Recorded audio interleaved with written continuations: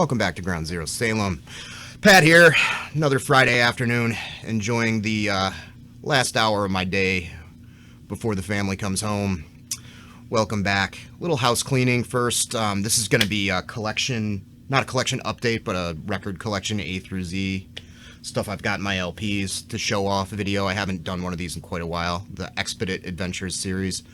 I wanted to mention that there was somebody in the comments, I forget who, during my last update that stated they didn't get any notifications. It seems like YouTube's algorithms have gotten kind of weird, where I'm subscribed to people, but I don't see it in my feed. The solution to that, if you do want to see all my videos for whatever reason, hit the bell. You'll definitely be notified, little bell icon there. Also, just a reminder, I'm terrible at this, but I do have a weak social media presence. I just started up a Twitter a couple of months ago that I update semi-regularly. That can be seen on there. It's GroundZero Salem on Twitter. And I also have an Instagram that's just GroundZero Salem, one word. So check those out if you want. I just, post records I'm listening to. I'm trying to be a funny Twitter guy and post funny little thoughts, and none of my 17 subs seem into it. What are you gonna do? I'm never gonna get any clout, man. It's a bummer. Anyway, let's get into the G's here. I left off with the Gories last time. Cool garage punk band from Detroit. Up next is Green Beret from Boston with Violence is Their Currency. This came out on Side 2 Records, which is the drummer's label. He also does a lot of cool punk shirts. He's in Exit Order, and he's put out some other cool stuff. Bloody Gears was a cool band on there. So, small record label, also t-shirts. This is really cool, mid-tempo to fast, mean hardcore with sort of a UK bent, but also sort of an early Boston bent. And I like it a lot. I mean, it's a 10-song, 12-inch, but it's 20 minutes long. As you can imagine, gruff barked vocals. Like 75% of my record collection, gruff barked vocals. Up next, after that, the legendary Grimple Logical Nonsense split. One of my favorite records in the late 90s, my late teens, early 20s. I listened to this into the ground. This is the copy that I've had since then. Grimple were an East Bay band, San Francisco. Their first record was kind of sloppy punk with a little bit of a melodic bent to it. It was like a rougher, meaner Crimp Shrine or something like that. They really went full-on metal punk on this. Pretty unique for its sound. I mean, it is kind of crusty, no doubt influenced by those late 80s kind of UK crust bands a bit, but also the vocals are kind of sound like The Accused to me. It has its own thing. It's got good riffing on it, very, very sharp and concise. Awesome stuff. On the flip, you've got Logical Nonsense, who I believe moved to the Bay, but were originally from the Southwest somewhere, if I'm not mistaken. Not my favorite material by Logical Nonsense on here, although it is really good. Very fuzzed out and nightmarish, kind of early Neurosis sounding, crusty stuff. Plenty of fast parts. They really got tight as hell on their full lengths to follow. Just an all-around great split, though. Definitely the Grimple side won out from me back then. I haven't spun this in forever, though, so maybe the Logical Nonsense will sound better to me now. I mean, it's decent, but their full lengths blow it out of the water. This was on my Stone Cold Classics video, I'm pretty sure. Grotesque and the Embrace of Evil. Swedish, pioneering kind of proto-black metal stuff. Members of At the Gates and Liars in Wait. Any black metal fan worth their salt should know this material. I mean, it's kind of thrashy and a little bit on the technical side, but very blackened as well. This is a Century Media release. I think this also got released on another label as well. Decent presentation here. A lot of this was touched up, and I don't know if it was just remixed and remastered or partially re-recorded. I think it might have been partially re-recorded, because the Rip from the Cross demo and what else was on there? Church of the Pentagram. I heard a lot of the original recordings, and they sounded way more raw and stripped down. I think somebody said that this has been touched up quite a bit. But I really like this. This is the stuff that I know. I've been familiar with this for quite a while. years ago. I don't know if it's still in print. It's cheap, I think, if you can get a hold of it, but at the Gardens of Grief by At the Gates, and all this material is on one CD if you're looking for a budget pickup. But yeah, I mean, you know, like I always say, like, black metal isn't my number one thing, but this is definitely one of my favorite bands from that genre, even though it isn't purely squarely within that genre, being sort of a black and thrash kind of deal. Yeah, Grotesque, awesome. Next up, Groundwork. Today we will not be invisible nor silent. Intensely political, very heavy, moshy, early 90s metallic hardcore here. Bloodlink Records, super DIY label from the early 90s. Cool band. I'm trying to remember if it was these guys or a band called Downcast, or both of them, that played this really heavy, pounding, metallic, moshy kind of music, but were very anti-moshing. I don't remember. This came out in 94, so it came out a little later than I thought. I thought it came out in like 91 or something. But cool. I just recently picked up the Hardware Zine anthology, the Hardware Zine Omnibus, and read it cover to cover. It was a great hardcore zine out of Jersey that was in existence from 93 to 97, I think. And this band is discussed pretty extensively on there. So there was a lot of that material in there. It's kind of sent me on this weird wormhole, that zine anthology. I've been getting back into a lot of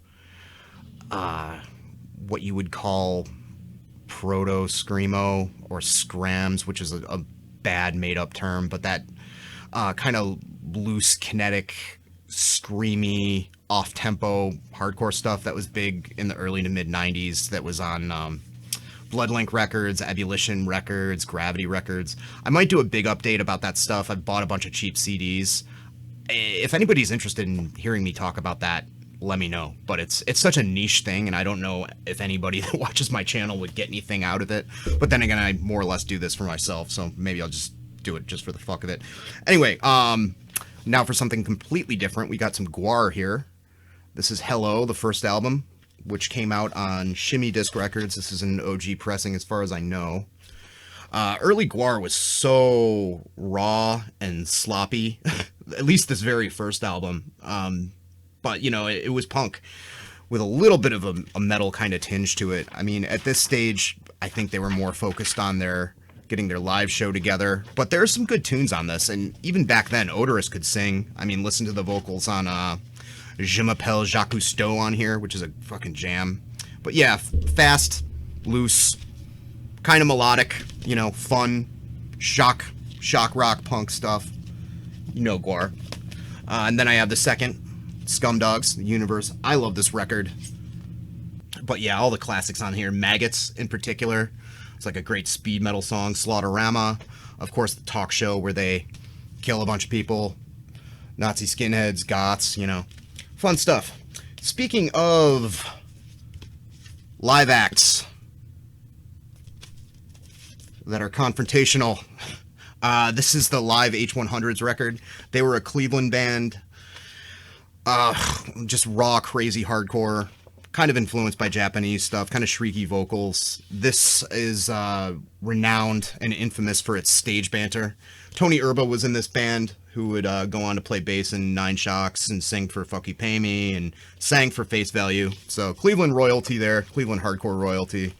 This is pretty limited, I think, but it's kind of known for its stage banter, very confrontational with the crowd. A lot of shit talk.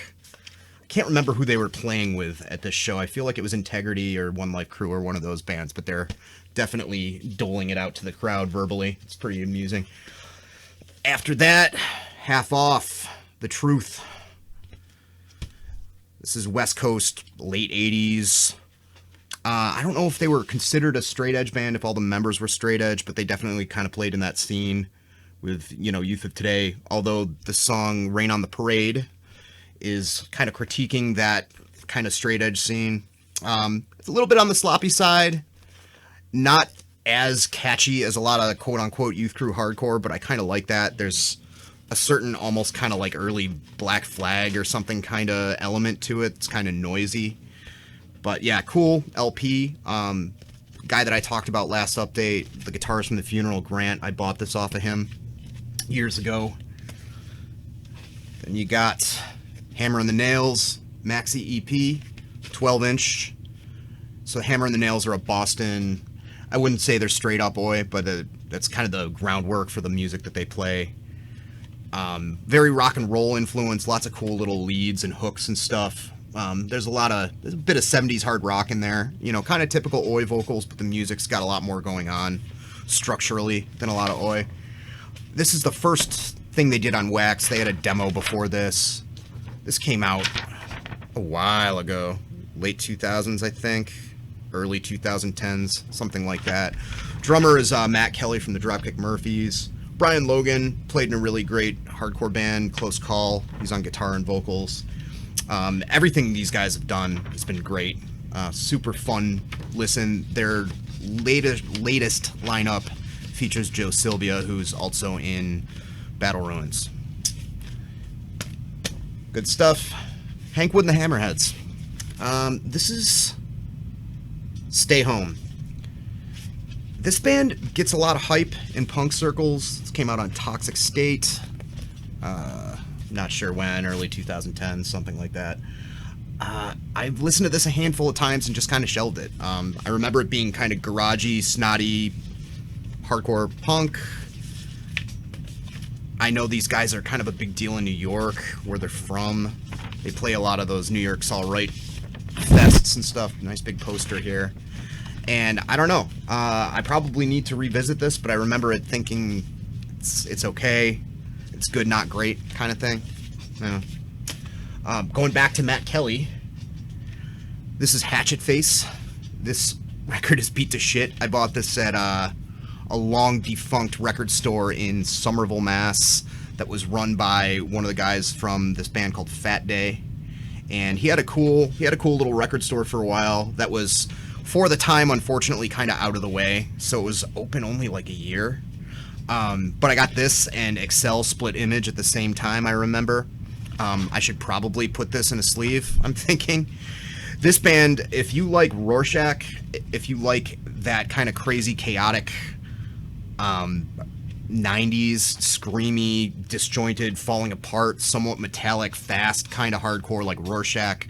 Previous to this, they were called Bound, who I talked about recently. At times, I kind of like this a little bit better than Rorschach. It's a little bit more vicious. Early Converge is another good comparison, considering they were heavily influenced by Rorschach and probably these guys, because they were kind of playing in the same scene. But yeah, Matt Kelly also played drums on this, and I can't recommend this enough. I think it's up on YouTube. I'll definitely leave a link. Scary sounding stuff, just possessed sounding hardcore shit. Next up is Hastore. They are Peruvian, kind of proto black metal stuff from 1987. Rough listen. You know, if you're a fan of just that kind of South American thrashy, evil thrash, you know, proto black kind of stuff, check it out. It's up there with Reincarnation, as I think that's how I'm supposed to pronounce that name, as far as like raw, like practice amp, hard to listen to kind of stuff. Gave it a couple of spins. I like my shit raw, but man, it's a tough listen. But as far as a historical document of another country's scene, it's definitely cool. Man, this is the hype sticker on here that was written out. Demo from 1987 on vinyl for first time for people into Hellhammer and Celtic Frost, Old Slayer, Mortuary Drape, Venom, Exorcist, etc. Yeah, I mean, that's why I bought it. But it, like I said, amateurish can be good, poorly recorded can be good, bad equipment can be good. This, I kind of wished it was a little bit better. You know what I mean? Next up, definite classic. Haters Be Damned. First Hatebreed record. Satisfaction is the Death of Desire. There was so much leading up to this. This band had so much hype. Even when they were a DIY band that just had 7 inches, the Split with Integrity, the Under the Knife EP, all that stuff. Split with Neglect, I think. You know, if you can separate who they are now from the music on here and just listen to this unaffected by that, which I realize is a difficult thing, you'd hear a lot of death metal influence from bands like Bolt Thrower and Obituary, a lot of late 80s New York hardcore, a lot of bands that were kind of paving the way for them to do what they did on this, like Marauder and Earth Crisis. The music on this is so fucking well written. The lyrics on this are a lot less like the lyrics on the Hatebreed records to come. You know, they're a lot less like motivational and positive. They're more kind of pissed off and negative and dark, which I'm in favor of. Love this record. No fucks. Got a couple of Hawkwind records here. A really beat to fuck copy of Do Re Mi Fa Sol La Ti Do. A cool metallic kind of embossed deal there. Foil print, whatever you want to call it. It's a toss-up, you know, between this one and Warrior on the Edge of Time, which is the other one that I have in front of me. You know, it's no mistake or no coincidence that my favorite Hawkwind songs are the ones that also made it to be Motorhead songs. The Watcher is on here. Brainstorm did not end up being a Motorhead song, but it is one of my favorite Hawkwind tunes. You know, very heavy, psychedelic rock. Lemmy's not first band, but one of Lemmy's bands before Motorhead, if you didn't know. And I love the cover art for Warrior on the Edge of Time. There's a special edition of this that unfolds into a shield. I would love that. Like, it's a full, like, battle shield. That would be a cool thing to get. Yeah, the wizard blew his horn on this record always cracks me up, because it's just a guy saying the wizard blew his horn a bunch of times, and it's got a bunch of echo effects on it. But yeah, there's a lot of nice mellow moments on this that I appreciate. Assault and Battery is definitely a face melter, and Kings of Speed, you can tell Lemmy had his part in writing that one. It's a good catchy one. The Headcoats, Billy Childish, good, great, semi-abrasive, impactful garage punk, garage rock stuff. Definitely not my favorite genre, so I have a few token albums like in my collection like this and the Gories, but this is kind of this band, at least one of their albums should be in your collection if you even kind of like this sort of stuff, I feel. Then we got Hellbastard Ripper Crust. This is a vinyl pressing of the Hellbastard demo. You know, UK Crust stuff. I think Farley asked me recently, like, what is Crust anyway? And I'm not like an authority on fucking anything, you gotta keep in mind here, but as far as I can tell, you know, that genre title, that genre name was kind of attributed to more of a small pocket, a small scene of bands that all had kind of a similar sound that was heavily influenced by Amoebics and maybe some of the early grind and death metal stuff that was going on. A lot of Crust being, you know, bands like Hellbastard, Deviated Instinct, Prophecy of Doom, Axe Grinder. Those are all the major ones that I can think of. Were a lot slower than stuff that got called Crust later, like in the 90s, namely like the Profane Existence bands and shit like that. Those bands kind of involved more of a D-beat influence and sometimes an American faster 80s hardcore influence. A lot of the original Crust bands were a lot more pummeling, and this is no exception to that. So, it's a cool demo. I want to get some of their other stuff, some of their album material. That stuff, tracking that down has really gotten kind of expensive. I found some Deviated Instinct stuff on CD for a decent price. I got a Prophecy of Doom CD coming that's like a collection of 7 inches and stuff like that. That wasn't too bad. But especially on vinyl, a lot of this original stuff is getting pricey. So yeah, Hellbastard came out on Agipunk. Originally recorded in 1986. So way back when. No cover here. This is my copy of Hellhammer's Apocalyptic Raids. Mentioned this before, also on the Stone Cold Classics video. It's on my wall right now. Let's see if I can... Oh, hello. So there it is. Beat up copy, plays alright. It's Hellhammer. What else do I need to say? Hellkrusher, Doomsday Hour. Not just a similar name. I believe they share one member with at least a lineup of Hellbastard on the LP that I just showed, the Ripper Crust demo. They may have shared more over the years. I believe it's Scotty, the guitarist, plays bass on the Hellbastard record. But this, like I said, was just talking about, this is a little bit more like faster, hardcore, a little bit more like kind of Discharge stuff, a little bit more anthemic. There's a lot more songs on this. The jam from this, for me, back in the day, I've had this for ages, like since probably 99 or 2000 or so, was a song called Fuck You, Pal, which has got a great chorus. Guess what the words are to it. Right. So, who knows when I'll do one of these again? Probably another 6 months. Maybe by the time I'm 55, I'll get through all these LPs, but it is what it is. Have a good one.